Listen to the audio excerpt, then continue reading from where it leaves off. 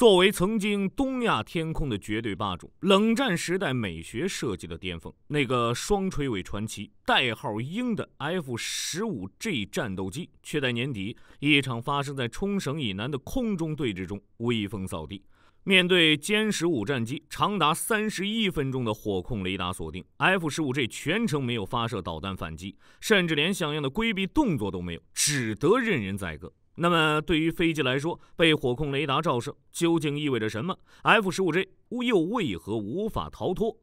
作為曾經東亞最強的空中力量， F-15G 為何不再強勢？殲15就真的吊打 F-15G 嗎？帶着這些疑問，我們今天就來了解一下日本鷹戰鬥機 F-15G。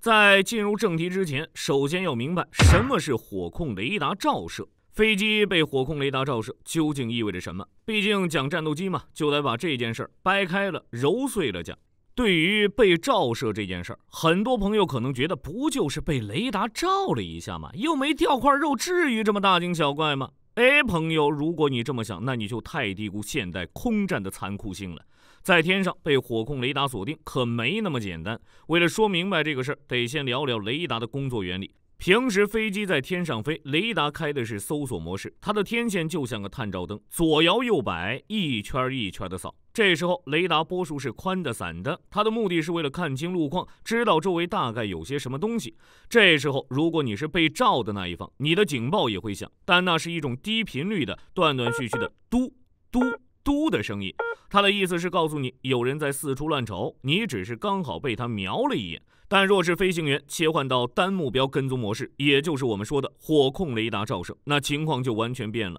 這時候發射照射波的飛機，雷達天線會停止轉動，所有的發射單元會把所有的注意力全部聚焦成一束極窄的波束，就像是你大老遠從人群裡一眼瞅見了火力軍一樣，眼睛直勾勾地盯着火力軍，同時還在心裡默算咱們倆之間的距離。這時候你要是扔塊石頭過來，火力軍肯定得害怕呀。當然了，這是開玩笑，但火力軍若是被火控雷達照射時的 F-15G 飛行員，那估計是笑不出來了。畢竟被火控雷達照射的電磁波強度可不會作假，那可是雷達普通搜索模式的幾十倍甚至上百倍的能量強度。換句話說，對於被鎖定的 F-15G 來講，這可不僅僅是個信號，這就等同於剛剛說的有人拿着塊石頭瞄着你。這種行為就是一種赤裸裸的敵意宣示，因為在火控計算機的邏輯裡，進入到這種模式下，只有唯一的目的，那就是告訴對面，你可要做好準備啊，不然我的導彈可就來了。在那一瞬間，殲15的火控電腦就已經開始瘋狂運轉，它在以每秒幾百萬次的速度解算 F-15G 的方位、距離、高度、速度，而這些都是為了一件事情，那就是計算出導彈擊中目標的最佳路線，也就是那個所謂的不可逃逸區。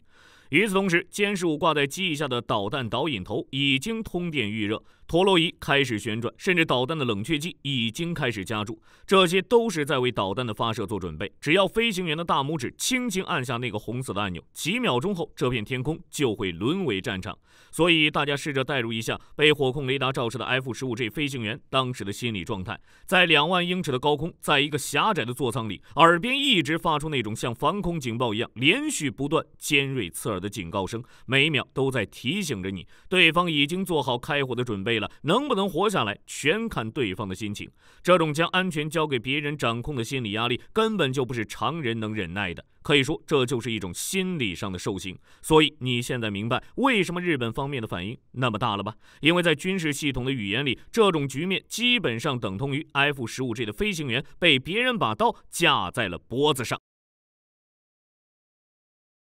既然火控雷達照射這麼危險，那 F-15G 為什麼不跑路不反擊，只是像個木頭樁子一樣在那挨了31分鐘的打？有些年輕的觀眾朋友看到這兒，可能還會覺得 F-15G 這麼菜嗎？這飛機出來溜達是幹嘛？招笑的嗎？兄弟，如果你這麼想，那就大錯特錯了。要知道 F-15G 當年出道的時候，那可不是一般的狂，它可謂是真正的天之骄子，是那個年代東亞天空中唯一的神。不過既然要說 F-15G 了，我們還得把日曆翻回到1976年，去看看那一年發生的一件讓日本尷尬到腳趾摳地的大事——別連科叛逃事件。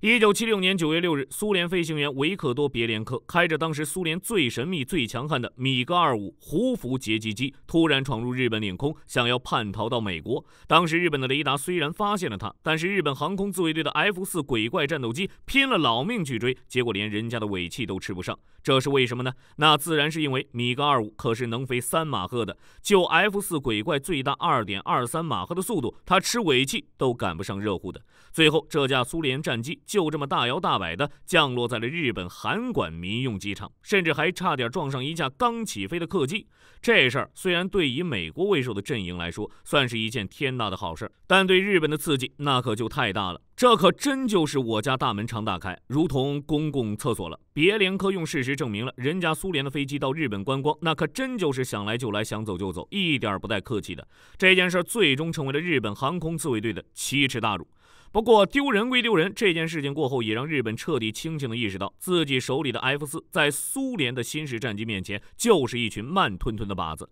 他們迫切需要一種能飛得極快、看得極遠、能把蘇聯人按在地上摩擦的頂級戰鬥機。於是日本人揮舞着鈔票找到了美國，說：“我要買你們最好的飛機，不管多少錢。”而美國人當時手裡最好的牌就是 F-15鷹。1981年，隨着第一架組裝的 F-15G 正式交付日本，日本也迎來了自己的 F-15特許生產版，這就是我們講的 F-15G。這款日本特供版的 F-15，除了去掉了一些美軍自用的核心電子戰設備和核投擲能力外，它幾乎保留了 F-15原版的所有性能。它擁有了2台 F-100大推力發動機，是個什麼概念呢？這就好比是在一輛小轎車上硬塞進了2台重型卡車的引擎，這給它帶來了一個違反物理直覺的超能力，那就是推重比超過1。通俗點說，就是它的動力比它自身的重力還要大。這意味着只要飛行員願意把操纵杆拉到底，机頭垂直指向天空，這架幾十噸重的飞機不僅不會因為重力掉下來，反而能像運載火箭一樣頂着地心引力加速往上竄。而這也為 F-15G 帶來了 2.5馬赫的極速，換算一下就是每秒鐘能飛850米，這比手槍子彈的速度還要快出一大截，那真是一眨眼就沒影了。但速度還不是最可怕的， F-15G 真正的杀手鐧就藏在它那個巨大的机头裡，在那裡 F-15G 塞進了一台當时世界上最不講理的作弊外掛 APG-63 雷達。以前的雷達看地面目標就像是老式的電視機，屏幕上總是容易一片雪花，但這台雷達強就強在它克服了雪花屏的缺点，能把各種干擾過濾得干干淨淨。在那個大家還需要目視去發現敵人的年代， F-15G 已經可以在幾十公里之外依靠雷達牢牢鎖定正在目視遠方的你。除了之前直接購入的14架 F-15A 外，日本還開啟了一項名為和平之鷹的計劃。直白的講，就是日本三菱重工從美國麥道公司直接購買全套的 F-15CD 戰鬥機的圖紙和生產線，在獲得生產許可後，直接在日本組裝戰鬥機。在這其中，單飛機做的飛機就叫 F-15G， 雙飛機做的就叫 F-15DJ。從80年到99年，日本三菱重工旗下那個著名的小木南工廠就一口氣生產了200多架 F-15G， 這也讓日本成為了除了美國之外擁有 F-15最多的國家。當然了，大家可能對200多架 F-15没啥概念，但大家想想日本的國土面積才多大，這點地方塞着200多架 F-15G， 想想都令人頭疼。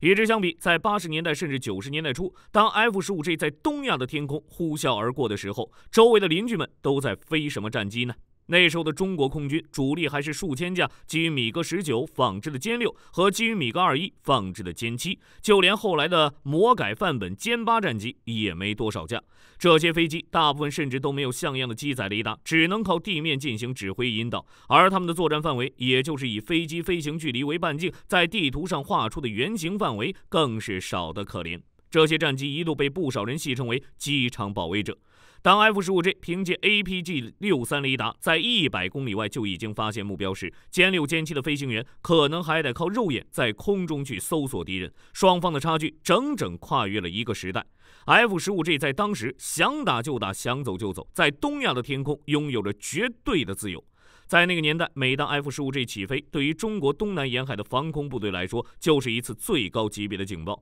因為即便是中國當時最好的殲82，雖然理論上能飛高空高速，但在雷達和中距導彈能力上，依然無法與 F-15G 抗衡。有經歷過那個年代的中國飛行員曾經回憶說，那時候去攔截 F-15G 是一種悲壯的任務。F-15G 經常會仗着性能優勢，在公海上空對自己進行各種挑釁。它會突然加速爬升到你飛不到的高度，然後俯衝下來壓住你，或者利用雷達優勢在遠處鎖定你，讓你的告警器響個不停，然後它再大搖大擺地飛走。那種我就喜歡看你看不慣我又幹不掉我的樣子，是那個時代所有中國空軍人心頭揮之不去的陰影。甚至可以說，正是 F-15G 帶來的這種令人窒息的壓迫感，才狠狠地逼着中國空軍咬着牙去搞歼10，去引進蘇27，去搞歼20。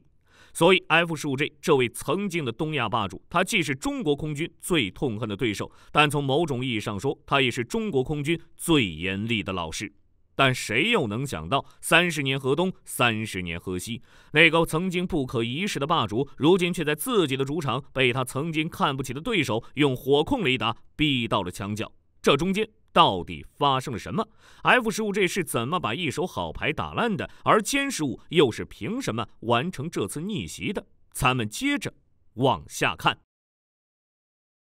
既然 F-15G 曾經是那樣一位讓對手感到絕望的東亞霸主，為什麼在這次沖繩島對峙中他會變得如此狼狽？這中間到底發生了什麼？其實簡單來說，就是 F-15G 在原地踏步，而他的對手在瘋狂加速。首先，咱們得看清 F-15G 現在的真實狀態。它現在最大的問題就是它的航电系統早就全面過時了。在日本經濟泡沫破裂後的這幾十年裡， F-15G 的升級速度非常慢。當全世界的空軍都在搞網絡數據共享的時候，日本的大部分 F-15G 依然停留在上世紀90年代的水平。究其原因在於日本太過於封閉，形成了一種技術孤島，這就導致 F-15G 的雷達和電子戰系統雖然在當年很先進，但放在今天，它的信號處理速度和抗干擾能力已經完全跟不上時代了。除此以外，限制 F-15G 發展的原因還有限制日本的美國，不允許日本進行技術升級。日本的 F-15G 工廠充其量就是個組裝車間，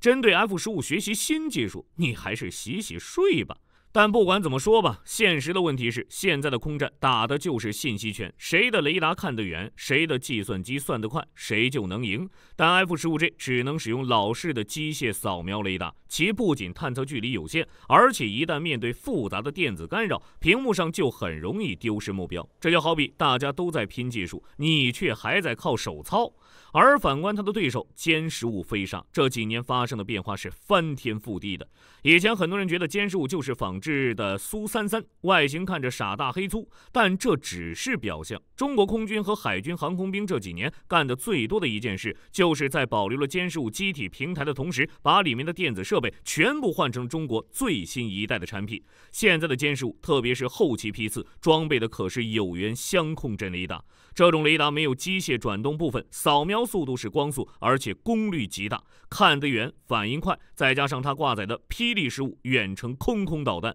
射程直接碾壓了 F-15G 現有的武器。两者可以說早已不再是同時代的產物了。這也就解釋了為什麼殲15敢用雷達照射這種戰術，因為這種行為就是建立在技術代差上的自信。殲15利用先進雷達的快速掃描能力，鎖你一下，鬆開，再鎖你一下，這種快速變化的信號，對於 F-15G 那套老舊的告警系統來說可是致命的。因為 F-15G 的處理器反應慢，它還沒來得及分析清楚這是誰，在哪兒，想幹嘛，信號就消失了。等他剛反應過来，信號又來了。結果就是 F-15G 的飛行員只能聽到報警聲在響，但屏幕上無法形成穩定清晰的威脅圖像，完全處於一種由於看不清局勢而不敢亂動的被動狀態。這就是所謂的攻守易形了。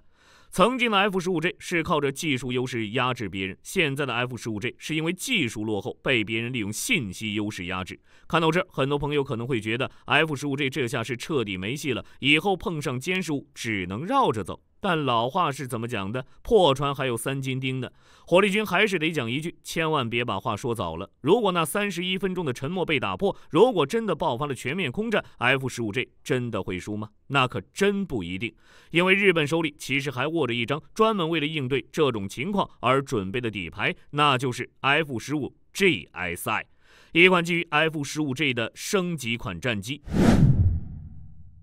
前面我們說了，美國確實是限制了日本對 F-15J 的升級，但這並不代表美國就會坐看日本的空軍淪為擺設。畢竟昭和男兒可以進化為平成廢柴，但日本自衛隊要是也躺平了，那美國對東亞的部署計劃可真就完蛋了。不過嘛，凡事都有代價，美國的意思也很簡單，想升級啊，我幫你啊，無非就是來拿錢買嘛。一鱼多吃的技術，美國人玩得最花了。但該說不說的，美國人好歹是真給東西。眼看着日本乖乖交了技術升級費，美國人給的技術自然也不能太寒磣。於是 F-15J 的现代升級版 F-15JSI 誕生了。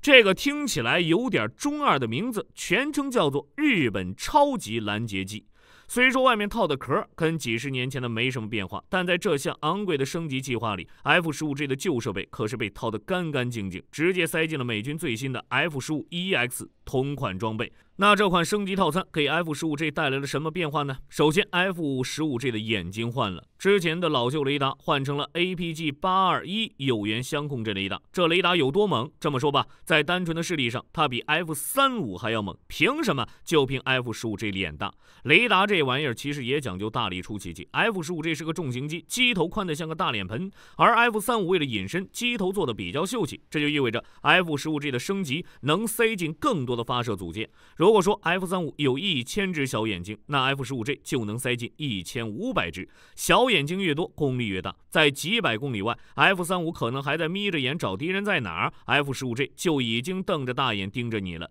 除了換了双千里眼 ，F-15JSI 還穿上了一件特殊的隱身衣。這就是 EPA-WSS 電子戰系統，它的作用是當敵人的導彈飛過來，能瞬間制造出幾十個假信號，把導彈騙得團團轉，最後只能去炸空氣。這在保命的時候比飛得快更有用。但是有些朋友先別急着給 F-15GSI 開香檳，雖然這套升級方案聽着是很香，又是千里眼又是隱身衣的，但現實的情況卻可能比我們想象的要骨感得多。這首先擺在日本人面前的第一道坎就是一個字兒：貴。美國人是答應給你升級了，但那價格簡直就是在搶錢。這套 F-15EX 同款的電子大禮包，每一套的報價都是天價，而且美國人還經常坐地起價，今天說缺芯片，明天說人工漲了，把日本人當成了提款機。這導致了一個什麼結果呢？就是日本原本想把手裡剩下的 F-15J 全都升級一遍，結果一算賬，發現錢包根本就頂不住，最後只能摳搜的把升級數量一砍再砍。根據目前的公開計劃，日本只有大約68架到98架 F-15J 能享受到這種超級攔截機的待遇。至於剩下的那100來架，對不起，實在是修不起，只能維持現狀，或者乾脆當零件拆了用。你想想看，總共就幾十架 F-15JSI 撒在整個日本列島的防空圈裡，這不就跟撒芝麻一樣嗎？面對大國動不動就成百上千架次的規模，這點數量真的夠填牙縫嗎？而且除了貴和少 ，F-15JSI 還有一個無法回避的隱患，那就是它的身子骨真的太老了。大家別忘了，這些飛機的機體大部分都是上世紀80年代或者90年代初生產的，到現在機齡都奔着40去了。在這40年裡，他們可沒在機庫裡睡覺，而是作為自衛隊的勞模，天天在天上飛。尤其是最近這10幾年，面对周邊國家越來越頻繁的活動， F-15J 幾乎是沒日沒夜的在進行緊急起飛，上趕着給別人當御用攝影師。這種高強度的使用，讓 F-15J 的機體結構早就出現了嚴重的金屬疲勞。說白了，就是 F-15J 也老齡化了。這可不是火力軍在危言耸聽，這幾年 F-15J 出事的新聞還少嗎？2022年，在石川縣的小松基地，一架 F-15DJ 在起飛後不久就墜海，2名頂尖飛行員犧牲，那就是因為機體老化或者機械故障。甚至在平時的訓練中 ，F-15J 還發生過飛着飞着零件掉下來，或者起落架把跑道砸個坑的尷尬事兒。所以現在的 F-15JSI 就像是一個剛做完心臟移植手術的80歲老頭，雖然心臟也就是雷達式新的，強勁有力，但他那把老骨頭能不能扛得過高過載的劇烈激動，能不能扛得過高強度的持續作戰，這還得打一個大大的問號。要是真打急眼了，自家飛行員猛拉杆來個極限操作，還沒等導彈飛出去，自己的翅膀先斷了，那可真就成了國際笑话了。當我們把 F-15JS 的底牌擺上台面後，我們終於可以回答片頭那個讓無數人爭得面紅耳赤的問題了：殲15到底能不能吊打 F-15J？ 火力軍的答案很直接，分情況看版本，更重要的是尊重物理學。歼15遇到的是那些還沒來得及升級，還在用機械雷達的老款 F-15G， 那不用懷疑，這就是一場屠殺。歼15相比老版的 F-15G 來說，有着更遠的視力和更長的攻擊距離，完全可以在对方還沒搞清狀況的時候，就把 F-15G 按在地上摩擦。這時候吊打這個詞兒一點都不誇張。但若殲15遇到的是滿血復活的 F-15GSI， 那劇本可就完全翻轉了。這倒不是說殲15的性能不行，而是它輸在了起跑線上。畢竟 F-15GS 背靠那霸基地，它是滿油滿彈起飛的，它在天上有無窮的精力跟你耗。而現在的殲15因為要在航母上滑跃起飞，必須在油和彈之間做選擇，要麼多带油少带弹，要麼多带弹少带油。